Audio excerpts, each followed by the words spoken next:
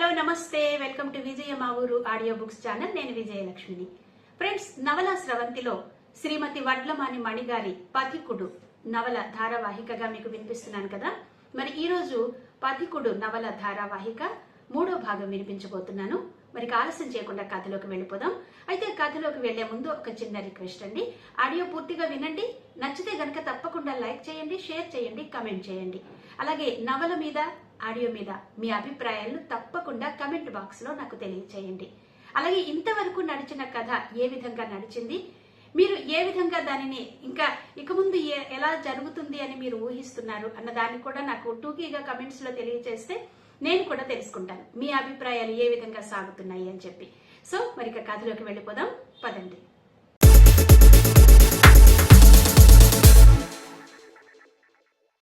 అనుకున్నదే తడవుగా ఒక రోజున కొహిమా నుంచి దిమాపూర్కి షేర్ క్యాబ్లో రైల్వే స్టేషన్కి వచ్చాడు. మధ్యదారిలో చిన్న చిన్న ఊళ్ళు, మనుషులు, అక్కడి వాళ్లలో కష్టపడే తత్వం ఎక్కువ ఉన్నట్టు గమనించాడు. స్టేషన్కి వెళ్ళాక రిటైరింగ్ రూమ్లో కొంతమంది ఆర్మీ జవాన్లు కలిశారు. వాళ్లలో ఒకతను గుజరాతీ. అతను మాటలు కలిపాడు. ప్రస్తుతానికి కలకత్తా వెళుతున్నాడు, అక్కడి నుంచి శ్రీనగర్ వెళ్ళాలి అని చెప్పాడు. ఆ మాటల్లో శివ కొహిమా వెళ్ళి వచ్చాడని తెలిసి, మరి ఇంత దూరం వచ్చావు, వెస్ట్లో ఉండే గుజరాత్కి వెళ్ళలేదా అని అడిగాడు. లేదని చెప్పాడు. తప్పకుండా చూడండి, బోలెడు ప్రదేశాలున్నాయి అని తన సొంత రాష్ట్రం గురించి ఆ జవాన్ మైమరుపుగా చెబుతున్నప్పుడు అతన్ని ఎక్కువగా ఆకర్షించింది బ్లాక్ హిల్ కాలా దుంగర్ అనే ప్రదేశం. కచ్ ప్రాంతంలో ఉండే పర్వత శిఖరం మీద ఉంటుంది అన్నాడు. ఆ వివరాలు అడిగి తెలుసుకున్నాడు. వాళ్లతో పాటుగా దిబ్రూఘర్, కలకత్తా వెళ్లే రైలు ఎక్కాడు. ఒక్కో జవాను ఒక్కో ప్రతిభను చూపిస్తున్నారు. ఒకతను మిమిక్రీ చేశాడు. వేరొకతను మైమ్తో ఒక స్త్రీ సింగారం చేసుకోవడం అద్భుతంగా చేశాడు. మరొకతను ఫేమస్ స్టాండప్ కామెడీ చేసి చూపించాడు. మరొకతను జగ్జీత్ తుమ్కో దేఖాతో ఏ ఖయాల్ ఆయా అంటూ గజల్ పాడాడు. సత్య పాడుతున్నట్టే ఉంది. తన జ్ఞాపకాలతో మనసంతా నిండిపోయింది. రాత్రి 9 గంటలకి గౌహతిలో దిగాడు. అందరూ అతనికి వీడ్కోలు చెప్పారు. సొంతూరును, కన్నవాళ్లను వదిలి దేశ రక్షణ కోసం వెళుతున్న వాళ్లలో అందరూ తిరిగి వస్తారా, లేక మొన్న జరిగిన ఘటన లాంటిది అన్న ఆలోచనే శివని కుదిపేసింది. మనిషి రూపురేఖలు మారిపోయాయి. బిరుసెక్కిన చర్మం పొట్ట లోపలికి పోయింది. చాలా సన్నబడ్డాడు. అయినా తనలో ఏదో అన్వేషించాలి అనే కోరిక తీవ్రంగా ఉన్నట్టు తీక్షణంగా ఉండే ఆ చూపులో తెలుస్తోంది. గౌహతి నుంచి అహ్మదాబాద్ వెళ్లే ద్వారకా ఎక్స్ప్రెస్ ఎక్కాడు. అవును, అచ్చం సత్య వెళ్ళినట్టే. తూర్పు నుంచి పడమరకి ప్రయాణం. ఆ ప్రయాణంలో ఒక వ్యక్తిని కలిశాడు. అతని పేరు నవీన్ మెహతా. అతను అహ్మదాబాద్కి కొద్ది దూరంలో ఒక ఓల్డేజ్ హోమ్ నడుపుతున్నారు. మాటల మధ్యలో అతనికి తెలిసిన ఒక వ్యక్తి గురించి చెప్పసాగాడు. 80 ఏళ్ల మితాలాల్ అనే వ్యక్తి నా అనేవాళ్లు లేని వారి కోసం చేసే ఒక అత్యున్నతమైన సాయం చేస్తున్నాడు. అది నిజానికి ఎవరూ చెయ్యని సాయం. అదే మనిషి చివరి ప్రయాణపు సన్నాహాలు. ఎంతో భక్తిగా చేస్తారట. అసలు ఆ ఆలోచన రావడానికి గల కారణం, అతని స్నేహితుడు చనిపోయినప్పుడు అంతిమ సంస్కారాలు చేయడానికి ఎవరూ లేరు. ఎవరూ ముందుకు రాలేదు కూడా. ఆఖరికి అతనొక్కడే అతి కష్టం మీద అతని అంతిమ సంస్కారాలు చేశాడు. స్నేహితుని ఆకస్మిక మరణం అతన్ని ఆలోచింపచేసింది. ఇలా ఈ సిటీలో అయిన వాళ్ళు లేకుండా ఇంకా ఎంతమంది చనిపోతున్నారో కదా అని ఆలోచించడం మొదలుపెట్టాడు. ఎవరూ లేని ఆ శవాల పరిస్థితి ఏంటి అని ఆలోచించి ఇకపై అనాథ శవాలకు తానే అంతిమ సంస్కారాలు చేయాలని నిర్ణయించుకున్నాడు. తను చేసే పనిని కూడా వదిలేసి ఇదే పనిగా పెట్టుకున్నాడు. అతనితో పాటుగా ఒక రిక్షా. అంతే, ఇదే అతని సరంజామా. ఇప్పటి వరకు కొన్ని వందల అనాథ శవాలకు అంతిమ సంస్కారాలు చేశాడు. దీనికోసం ఎవ్వరినీ ఒక్క రూపాయి అడగలేదు. అన్ని ఖర్చులు తానే పెట్టుకునేవాడు. ఎవరు పోయినా తన బంధువులే అనుకుని అంతిమ సంస్కారాలు చేసేవాడు. పైగా అనేవాడు, దేవుడు ఈ గొప్ప పనిని చెయ్యడానికే తనని భూమి మీదకు పంపాడు అని. ఈ సిటీలో అనాథ శవాలకి ఆపద్బాంధవుడు. అందుకే మాకు తోచిన సాయం చేస్తూ ఉంటాను అని మెహతా చెప్పారు. నిజానికి ఇలాంటి పనులు చేసేవాళ్లకి పెద్ద గుర్తింపుండదు. ఎందుకంటే అతను ఒక మామూలు రోజువారీ కూలి. అయితే ఈ మధ్యనే ఇతని గురించి తెలుసుకున్న కొంతమంది యువకులు ఈయన చేసే సేవ 10 మందికి తెలియపరచాలని న్యూస్ పేపర్లలో, సోషల్ మీడియాలో పెట్టడం వల్ల చాలామందికి తెలిసింది అన్నాడతను. చివరి ప్రయాణానికి సాయం చేసే ఆ వ్యక్తి పట్టుదల, దీక్ష నిజంగా గొప్పగా అనిపించింది శివకి. చూడకపోయినా ఆ వ్యక్తి గురించి తెలుసుకోవడం ఓ మరచిపోలేని అనుభవం. 3 రోజులు ప్రయాణం చేసి అహ్మదాబాద్లో దిగాడు. స్టేషన్ దగ్గరగా హోటల్ రూమ్ తీసుకుని అక్కడి వాళ్ల ద్వారా కాలా దుంగర్కి వెళ్లే వివరాలు తెలుసుకున్నాడు. ఆ తర్వాత రోజు అహ్మదాబాద్ నుండి 7 గంటలు ప్రయాణం చేసి కచ్ ప్రాంతానికి చేరుకున్నాడు. దేశపు సరిహద్దు ప్రాంతం కావడం వల్ల పర్మిషన్ తీసుకుని వెళ్ళాలి. వెళుతుంటే దారంతా ఎడారిలా ఉంది. మనుషులు చాలా తక్కువ. అక్కడక్కడ లారీలు మాత్రం కనిపిస్తున్నాయి. కాలా దుంగర్ చేరుకునేసరికి మధ్యాహ్నం 3 గంటలయింది. ముందుగా అక్కడ ఉన్న దత్తాత్రేయ మందిరం చూశాడు. అక్కడున్న పండిట్ స్థల పురాణం గురించి చెప్పాడు. నిజానికి శివ దృష్టి వ్యూ పాయింట్ మీదే ఉంది. ఇంకొంచెం నడిచి ఆ పాయింట్ దగ్గరకు చేరుకున్నాడు. తెల్లటి ఎడారి, పైన ఆకాశం, భూమి రెండూ కలిసిపోతున్నట్టుగా కనిపించే దృశ్యం చూశాడు. అక్కడ నించున్నప్పుడు చిత్రంగా భూమి చివరి అంచున నిలబడినట్టుగా అనిపిస్తోంది. తర్వాత బైనాక్యులర్స్తో అక్కడే ఉన్న ఒక బ్రిడ్జిని చూశాడు. అక్కడితో ఇండియన్ బోర్డర్ అయిపోతుంది. అది దాటితే పక్క దేశపు సరిహద్దులో కాలు పెట్టినట్టే మన సైనికులు గస్తీ తిరగడం కనిపిస్తుంది. కొంతసేపటికి నిర్మానుష్యమైపోయింది. తను మాత్రం ఇంకొంచెం సేపు ఉండిపోయాడు. మనసులో అదే ఫీలింగ్. తనలో నుంచి తను విడదీసుకుంటున్నట్టుగా మళ్ళీ తనని తానే వెతుకుతూ ఆ రోజంతా అక్కడే గడిపాడు. ఆ మందిర్ వాళ్ల నిర్వహణలో ఉన్న ఉచిత భోజనశాలలో తిని రాత్రికి అక్కడే ఉన్న సాధువులతో కలిసి పడుకున్నాడు. ఆ రాత్రి అక్కడే విడిది చేసినప్పుడు అక్కడున్న వారిలో ఒకతను చాలా ఆకర్షించాడు శివని. అతను అందరిలా లేడు అని మట్టుకు తెలుస్తోంది. అంతేకాదు, హీ హ్యాస్ సమ్ పవర్ఫుల్ ఆరా అనుకున్నాడు అతన్ని చూసి. మొత్తానికి దగ్గరగా వెళ్ళి అతనితో మాటలు కలిపాడు. అతని పేరు సత్యాన్వేషి అని తెలుసుకున్నాడు. భలే ఉంది మీ పేరు అంటూ చిన్నపిల్లాడిలా సంబరపడ్డాడు. వాళ్ళిద్దరి మధ్య జరిగిన సంభాషణలో తను ఎందుకొచ్చాడో అతనికి చెప్పాడు శివ. దానికతను ఎస్, ఏదైనా సత్యాన్వేషణ చెయ్యాలన్నా, ఉత్తేజం పొందాలన్నా సంచారం చెయ్యాలి. ఇంకా ఏదో తెలుసుకోవాలి.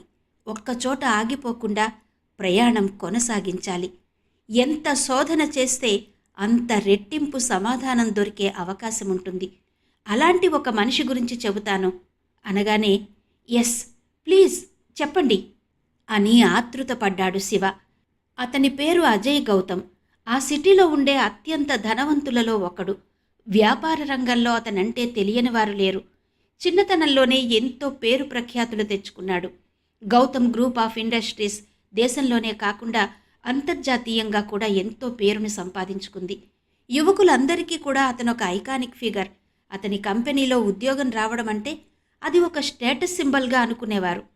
మీ సక్సెస్కి కారణమేంటి అని ఎవరైనా అడిగితే ప్రజల నమ్మకమే, అదే నాకు శ్రీరామ రక్ష అని చెప్పేవాడు. అన్నీ అనుకున్నట్టు జరిగితే మనిషికి దేవుడికి వ్యత్యాసమేముంది? జీవితంలో తను ఎన్నడూ ఊహించని సంఘటన కొద్ది రోజులలో జరగబోతోందని, అది తన జీవితాన్నే మార్చేస్తుందని తెలియని అజయ్ గౌతమ్ ఆ రోజున కొంతమంది ఫారిన్ డెలిగేట్స్ వస్తుండడం వల్ల వాళ్ళని తీసుకుని కొత్తగా మొదలు పెట్టబోతున్న ప్రాజెక్టు కోసం సిటీకి 200 కిలోమీటర్ల దూరంలో ఉన్న గ్రామానికి వెళుతున్నాడు. పని పూర్తి చేసుకుని తిరుగు ప్రయాణమయ్యాడు. ఉగాది వెళ్ళి 4 రోజులే అయ్యిందేమో. గ్రీష్మం తన ప్రభావాన్ని బాగానే చూపిస్తోంది. ఎంత ఏసీ కారైనా ఆ బయట తాలూకా వేడి తెలుస్తూనే ఉంది. రాత్రి 8 గంటలయింది. కారు మెత్తగా సాగుతోంది. ఉదయం నుంచి అలసిపోయి ఉన్నాడేమో, తనకి తెలియకుండానే కళ్ళు మూతలు పడ్డాయి. ఇంతలో పెద్ద కుదుపుతో కారు ఆగినట్టయింది. ఉలిక్కిపడి కళ్ళు విప్పి చూశాడు. అప్పటికే రాజు దిగి బోనెట్టెత్తి చూస్తున్నాడు. ఏమైంది? రాజుని అజయ్ ప్రశ్నించాడు. అదే తెలియడం లేదు సార్ అన్నాడు. తను కూడా కారు దిగి వచ్చాడు. చుట్టూ చూశాడు. ఏదో చిన్న పల్లెటూరిలా ఉంది.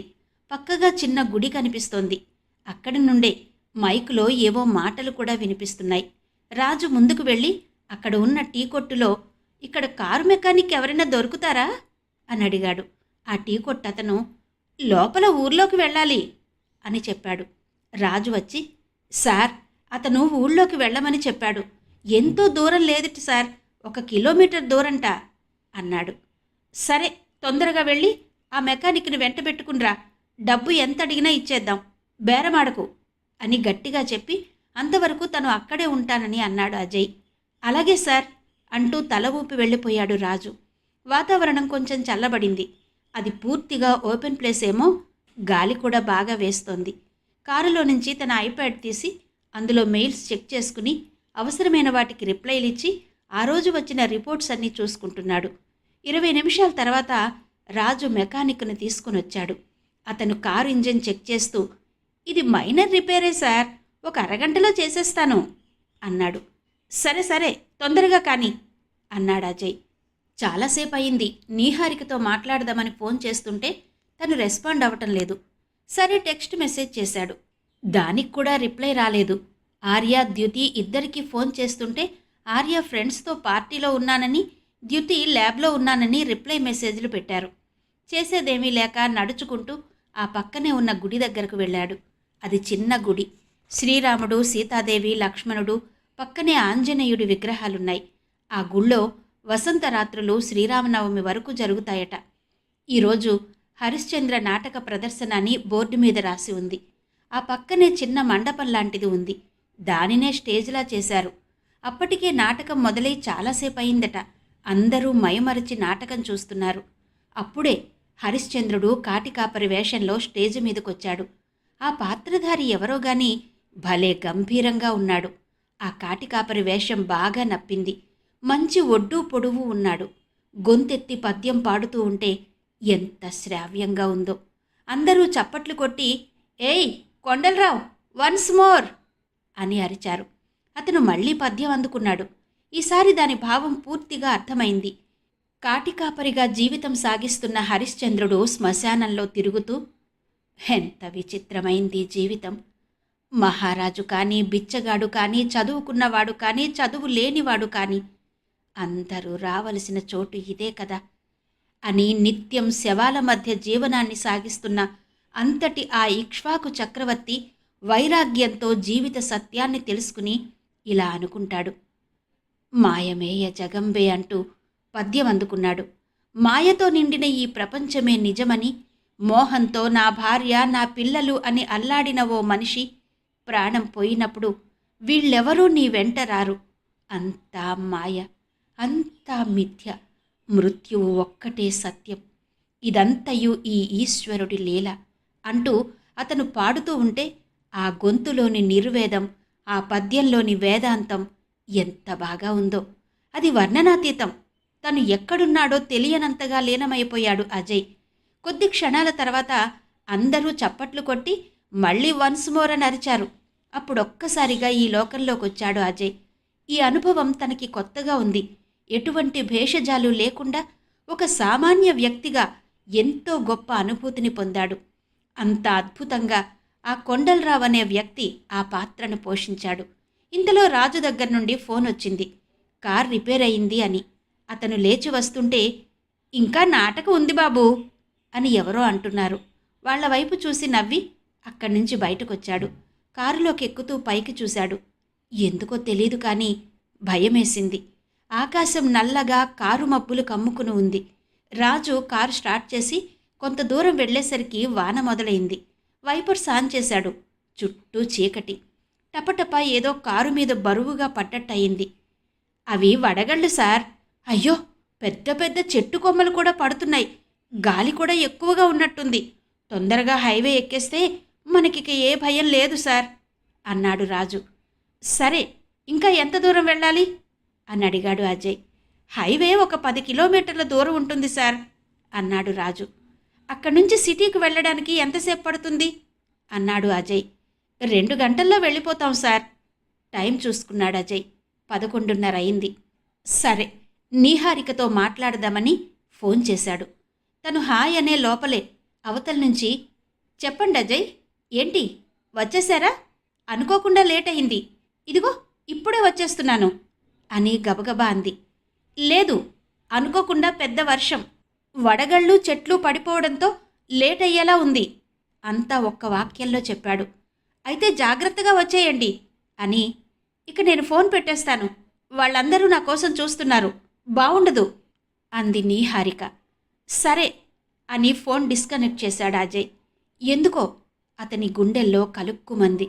అంతే, కొన్ని ఫీలింగ్స్కి రీజనింగ్ లేదు. ఇంతలో రోడ్డుకి అడ్డంగా పెద్ద పెద్ద చెట్లు పడ్డాయని రాజు అంటూ ఉండగానే కారు మీద ఒక పెద్ద చెట్టు పెళపెళమంటూ పడింది. జాగ్రత్త రాజు అనడం వరకే అజయ్కి గుర్తు. ఆ తర్వాత ఏం జరిగిందో తెలీదు. అలా ఎంతసేపు ఉన్నాడో గుర్తులేదు.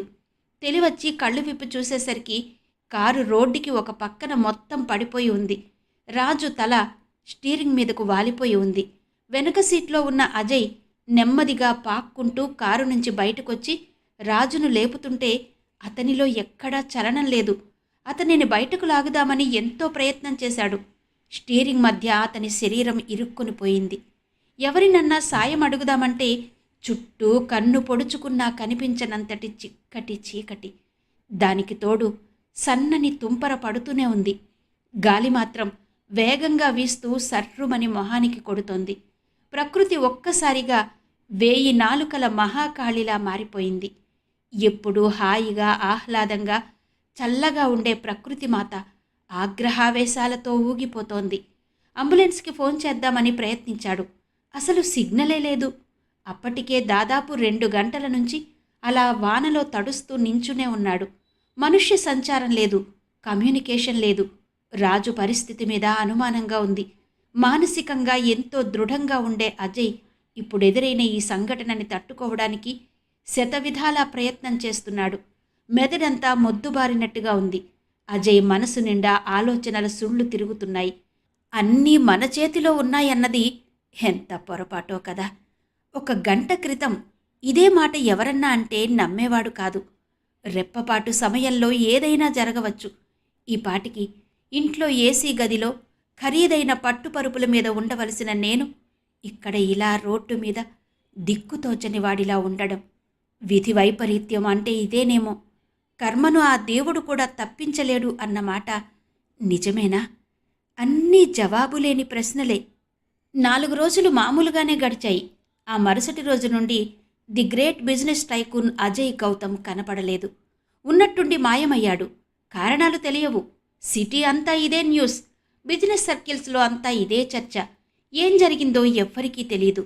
తన జీవితంలో హఠాత్తుగా ఈ నిశ్శబ్ద నిష్క్రమణ, ఈ కఠోర నిర్ణయం ఎందుకు తీసుకోవలసి వచ్చిందో ఒకసారి నెమరు వేసుకున్నాడు.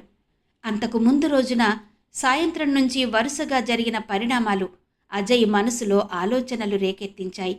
చాలా కాలంగా తన లోపల ఏదో తెలియని కలవరం. ఏ పని చేస్తున్నా కూడా లోపలి నుంచి ఎవరో తనని హెచ్చరిస్తున్నట్టుగా పూర్తిగా యాంత్రికమైన ఈ లైఫ్ స్టైల్లో తోటి మనుషులను గౌరవించడం కానీ, నిజాయితీగా ఉండడం కానీ జరగడం లేదు. ఎంతసేపు ప్లాస్టిక్ నవ్వునే పెదాల మీద అతికించుకోవడం.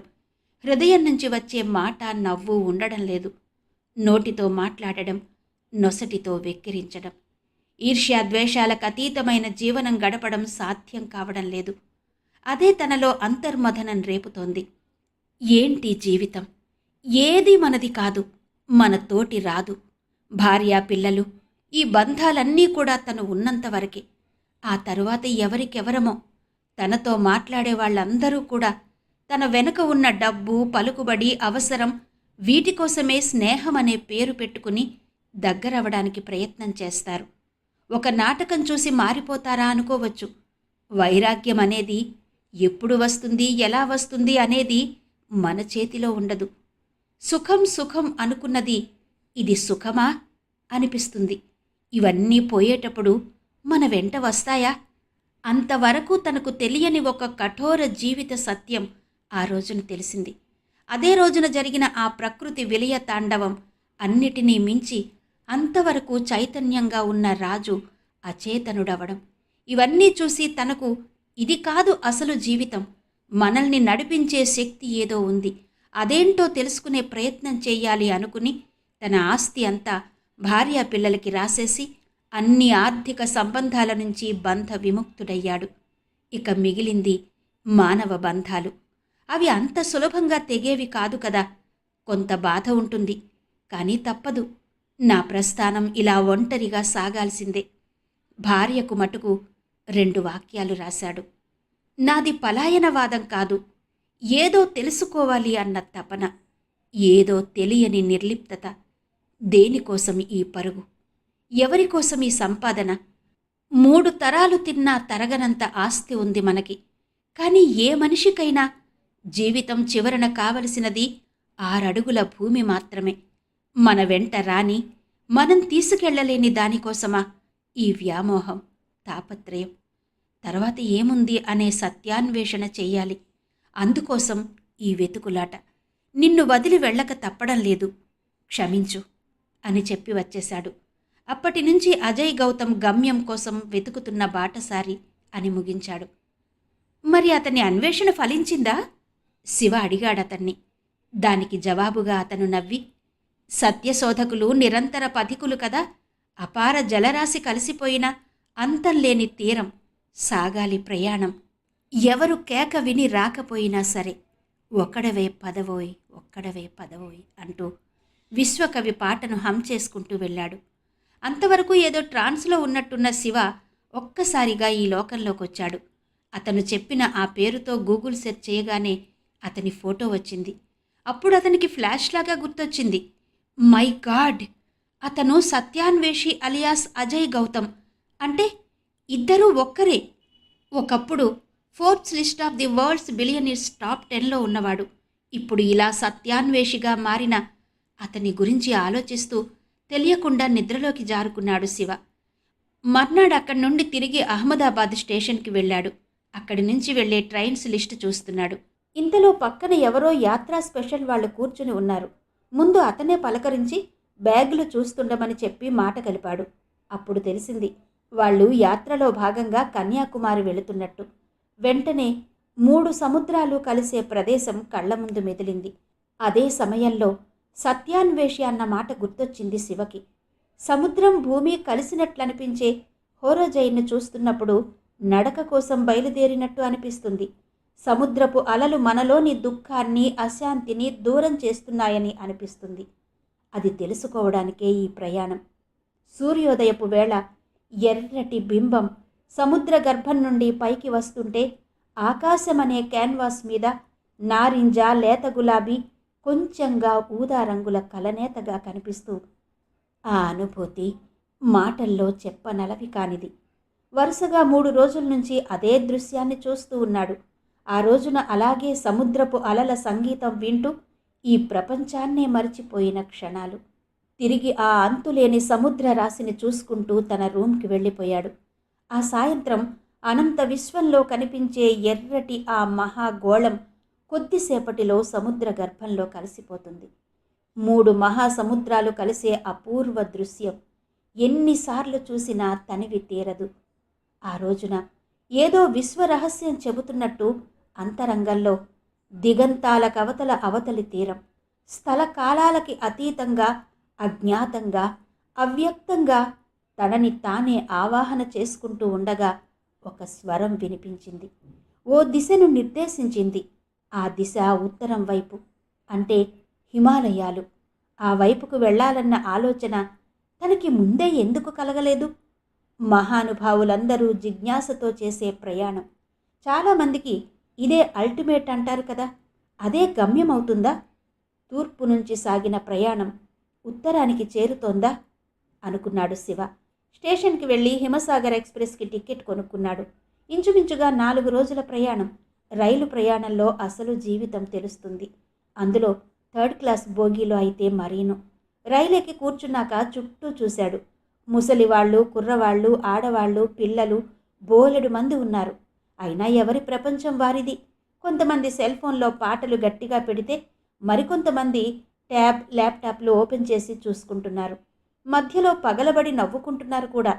కొంతసేపటికి ఒక పెద్ద వయసు జంట వచ్చి శివ ఎదురు సీట్లో కూర్చున్నారు. పుస్తకంలో నుంచి తలెత్తి చూశాడు. వాళ్ళు శివతో చాలా ఆప్యాయంగా మాట్లాడారు. కొంచెంసేపు పుస్తకం చదువుకుని పైన బెర్త్ మీదకు వెళ్ళి పడుకున్నాడు. మధ్యరాత్రిలో కిందకు దిగాడు. కాలు కింద పెట్టే వీలు లేకుండా కూర్చుని కునికిపాట్లు పడుతున్నారు జనాలు. కొన్నిసార్లు టీసీ కూడా ఏమీ చెయ్యలేడని అర్థమైంది. తెల్లారింది. ఏదో స్టేషన్లో రైలు ఆగింది. కాఫీ, చాయ్, తినుబండారాల కేకలతో హోరెత్తిస్తున్నారు. లేచి బాత్రూంకి వెళ్ళొచ్చి ఒక గ్లాస్ చాయ్ తీసుకుని తాగుతుండగా ఆ పెద్దావిడ ఒక్కతే కనిపించింది. అయితే ఆవిడలో ఏదో తేడా కనిపెట్టాడు. ఆ మొహం దిగులుగా ఉంది. చుట్టుపక్కల చూశాడు. ఆయన జాడ కనిపించలేదు. శివ తన పుస్తకం చదువుకోవడంలో మునిగిపోయాడు. అలా 2 గంటలు గడిచాక మళ్ళీ రైలు ఏదో స్టేషన్లో ఆగింది. అప్పుడు గబుక్కున పుస్తకంలో నుంచి తలెత్తి చూస్తే ఆవిడ ఒక్కతే ఉంది. అప్పుడు అడిగాడు ఆయన గురించి. దానికావిడ ఆయన దిగిపోయారని చెప్పింది. శివ ఆశ్చర్యపోయాడు. లోపల ఆయన వదిలేసి వెళ్ళిపోయాడా? అందుకే ఆవిడ దిగులుగా ఉందా? శివ ఆంతర్యం తెలిసినట్టుగా ఆవిడ శివ వైపు చూస్తూ నవ్వింది. ఇద్దరం ఒకే బోగీలో ప్రయాణించే బాటసారులం. ముందు ఆయన స్టేషన్ వచ్చింది, దిగిపోయారు. నేను దిగే స్టేషన్కి ఇంకా టైం ఉంది, మర్చిపోయాను. దిగే ముందు ఆయన నీకు ఈ మాటలు చెప్పమన్నారు అంది. శివ ఆశ్చర్యంగా చూస్తూ, నాకా? ఏమని అన్నాడు. ఈ జీవన ప్రయాణంలో ఎన్నో ఎదురు దెబ్బలు తగులుతాయి, అధైర్యపడకు. ఏదో వెతుకుతున్నావు కదా, ఈ వెతుకులాటలో నీకు అన్నీ అర్థమవుతాయి అని చెప్పమన్నారు అందావిడ. శివలోని విస్మయాన్ని గమనించి, చూడు బాబు, ఒక రైల్లో ప్రయాణం చేస్తున్నాం. రైల్లో ప్రయాణికుల సంగతి ఒకరికొకరు తెలియకపోయినా ఆత్మీయంగా ఉంటాం, ఆప్యాయంగా పలకరించుకుంటాం. ఆకాశం నేల కలిసి ప్రయాణం చేస్తూనే ఉంటాయి, కాలంతో పని లేకుండా. అయినా కొన్ని సూత్రాలు, బంధాలు, బంధనాలు అని ఏదో చెబుతున్నారు. ఆ మాటలు అర్థమయ్యి కానట్టుగా ఉన్నాయి శివకి, కానీ బాగున్నాయి. శివకి ఏదో సుషుప్తిలో ఉన్నట్టుగా ఉంది. కొంతసేపటికి ఏదో స్టేషన్ వచ్చింది. అప్పటి వరకు కొండ చిలువలా మత్తుగా ఉన్న వాతావరణంలో చైతన్యం వచ్చింది. దిగేవాళ్ళు, ఎక్కేవాళ్ళు. అవును, గుర్తొచ్చింది. ఆ పెద్దావిడ ఏది? పాపం, అసలే ఆయన దిగిపోయాడు ఈవిడిని వదిలేసి అనుకుంటూ ముందు వరకు మెడ సారించి చూశాడు. అన్నీ కొత్త మొహాలు. మరి ఆ పెద్దవాళ్ళిద్దరూ విడివిడిగా ఎందుకు దిగారు? అసలు నిజమేనా లేక భ్రమ? అది కాకపోతే అని అనుకుంటుండగా ముందు సీట్లో ఏదో హడావిడి పడుతున్నారు. ఆ పక్క నుంచి వెళుతున్న వాళ్ళు చెప్పుకుంటున్నారు, అక్కడ ఒక పెద్దాయనకి హార్ట్అటాక్ వచ్చి మరణించాడు. ఇది విన్న శివ అటుగా వెళ్ళాడు. ఆయన చూసి అవాక్కయ్యాడు. తన కలలో కనిపించిన పెద్దాయన పక్కనే ఆవిడ బాధగా, దిగులుగా, ఏడ్పును ఆపుకుంటూ.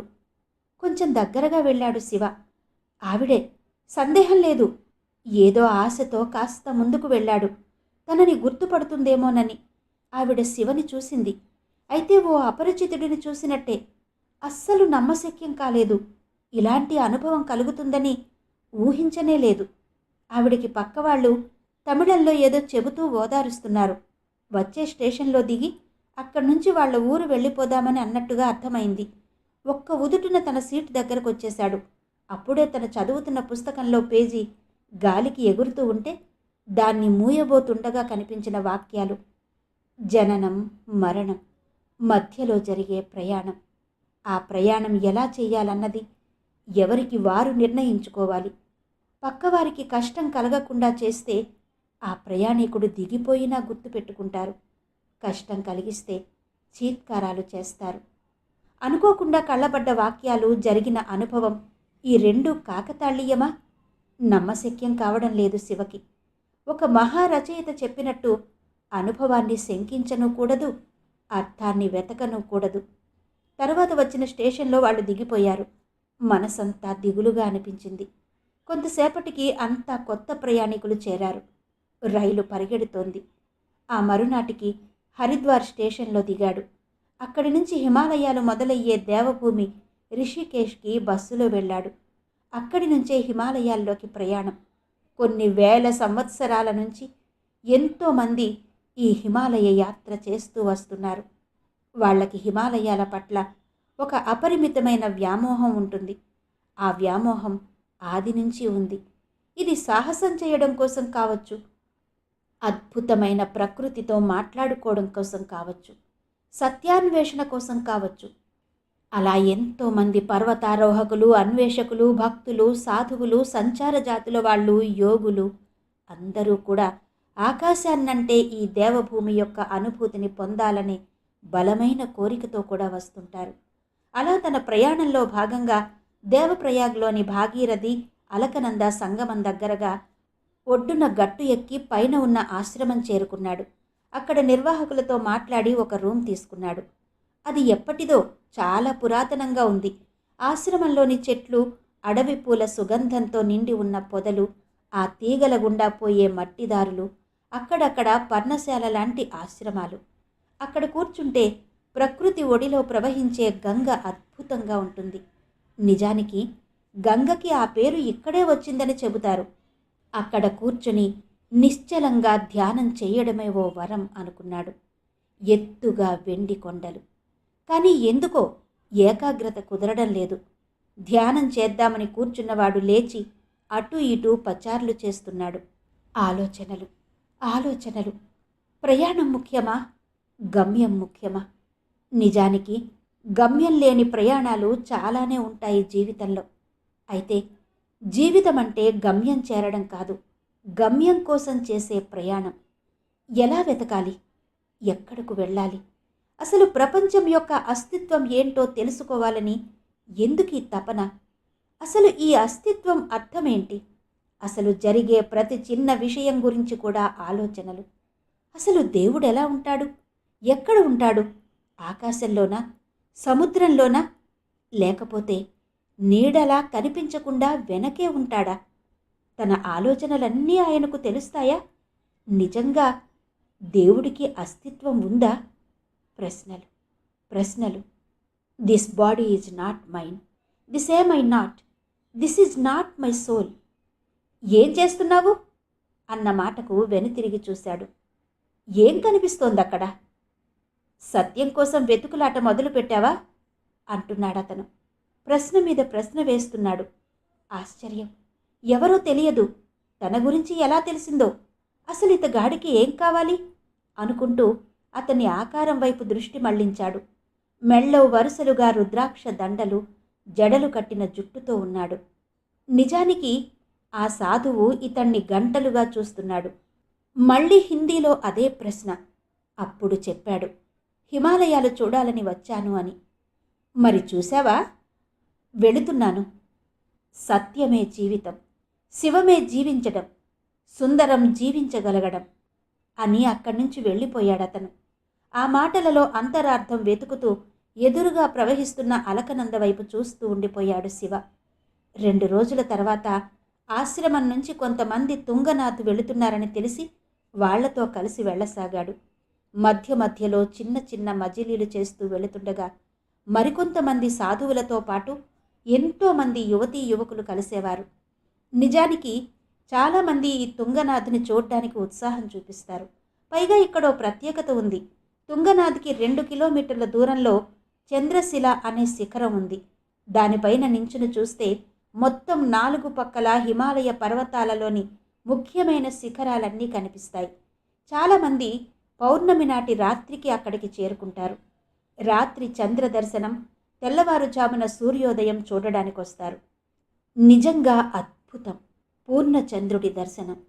వెంటనే కొన్ని గంటల వ్యవధిలో కొండల మధ్య నుంచి ఉదయిస్తున్న సూర్యబింబం తలచుకుంటేనే ఒళ్ళు పులకరిస్తోంది. ఎంతో శ్రమ కోర్చి కష్టపడి చాలామంది యోగులు ఆ అనుభవాన్ని దర్శించడం కోసం వస్తారు. ఇప్పుడు ఒక్క యోగులు మాత్రమే కాదు, మామూలు ప్రజలు, అందులో చిన్నపిల్లలు కూడా వచ్చి ఆ అనుభవాన్ని, అనుభూతిని శాశ్వతం చేసుకుంటున్నారు. చంద్రశిల మీద అద్భుత ఆవిష్కారం చూస్తూ అనుకున్నాడు శివ. ఈ చావు పుట్టుకలు, వాటి మధ్య వైయుక్తిక భావనలు, కోపం, ద్వేషం, పోటీ, కుతంత్రం, కుట్రలు, మోసాలు, ఇవన్నీ ఎందుకు? ఆ ప్రశ్నే ఈ ప్రయాణానికి కారణభూతమైంది.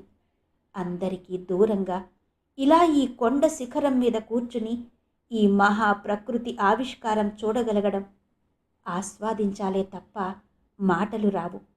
వచ్చినా పేలవంగా ఉంటాయి. సాధువు వెళ్ళిపోయాక అక్కడే ఆ బండరాళ్ల మీద కూర్చుని తదేకంగా చూస్తూ ఉండిపోయాడు శివ. అద్భుతమైన సౌందర్యం. చుట్టూరా కొండలు, కొన్ని వెండి రంగులో మెరిసిపోతున్నాయి, మరికొన్ని బంగారు కాంతితో, ఇంకొన్ని ఆకుపచ్చని కొండలు. అలా చూస్తూ చాలాసేపు ఉండిపోయాడు. చలి తెలియడం లేదు. ఏదో అలౌకిక భావన. కాలంతో పాటు నడుస్తున్నాడు. అదిగో మలుపు కనిపిస్తోంది. మినుకు మినుకుమనే వెలుతురు. చేరాలి, అక్కడకు చేరాలి. సత్యాన్ని తెలుసుకునే వరకు ఇలా ప్రవహిస్తూనే ఉంటాను. ఈ సత్యాలన్నీ ఓ మహాసత్యానికి అనుసంధానమై ఉంటాయి. ఆ సత్యమే శివం. ఆ శివమే సుందరం. చాలా అద్భుతంగా ఉంది కదా. ఇక్కడే ఉండిపోవాలనుంది. ఈ చలిని తట్టుకునే శక్తి ఉంటే బావుండేది అంది. ఆమె కళ్ళలో తదాత్మ్యం. అప్పటిదాకా ఎప్పుడూ ఆమెని చూడలేదు, తను కలవలేదు. అయినా తనలో కలిగిన ఆనందాన్ని తన తోటి మనిషితో పంచుకుంటోంది. ప్రకృతి యొక్క గొప్పతనమే ఇది. పరిచయం లేకపోయినా ఎక్కడో ఏదో ఒక పోగుతో కలిపి ముడివేస్తుంది, బంధం ఏర్పరుస్తుంది. బాబా, కిందకి వెళ్దాం, వచ్చేయ్ అని అక్కడే ఉన్న సాధువు అతన్ని పిలిచాడు. ఆ మాటలకి కళ్ళు తెరిచాడు. చుట్టూ చూశాడు. అప్పటికే వచ్చిన వాళ్లంతా వెళ్ళిపోతూ దూరంగా కనిపిస్తున్నారు. ఆ ప్రదేశాన్ని వదలలేక కదిలాడు. మారు మాట్లాడకుండా అతని వెంటే నడుస్తున్నాడు. కింద గుడిదాకా వచ్చి కొంచెం దూరంలో ఒక చిన్న షెడ్ లాంటి దాంట్లోకి వెళ్ళాడు. అక్కడ కొంతమంది సాధువులు పడుకున్నారు. పొద్దున్న వాళ్ళ దగ్గర పెట్టుకున్న తన బ్యాగ్ తెచ్చుకుని తల కింద పెట్టుకుని పడుకుని ఆలోచిస్తున్నాడు. మన మూలాలకి మనమే వారసులం కాదా? మన నరనరాలలో మన పూర్వీకులు ఉండనే ఉన్నారు. వాళ్ళు, నేను, నువ్వు అన్నీ ఒక్కరే, జన్యు పరంపరే. మరి ఎవరి కోసం ఈ వెతుకులాట? సత్యం కోసమా? తన కోసమా? విన్నారు కదండి, శ్రీమతి వడ్లమాని మణిగారి పథికుడు నవల ధారావాహిక 3వ భాగం. మరి మిగిలిన కథ తరువాతి భాగాల్లో వినిపిస్తాను. అంతవరకు సెలవు. నమస్తే.